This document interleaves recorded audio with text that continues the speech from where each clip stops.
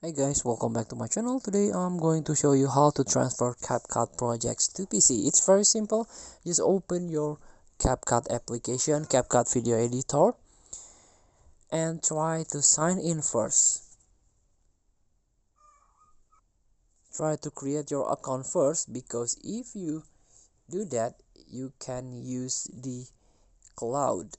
You can use the storage from a their account. Their feature here. For example, you can use the cloud. Just tap three dot at your project, beside your project, and upload to space.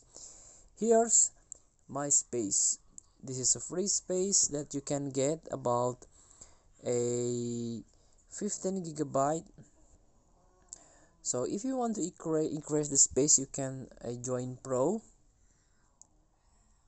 here. You can get a 100 gigabyte cloud space storage and cloud space. If you want to increase only the space, you can about 1 terabyte. So it will automatically synchronize into your PC version.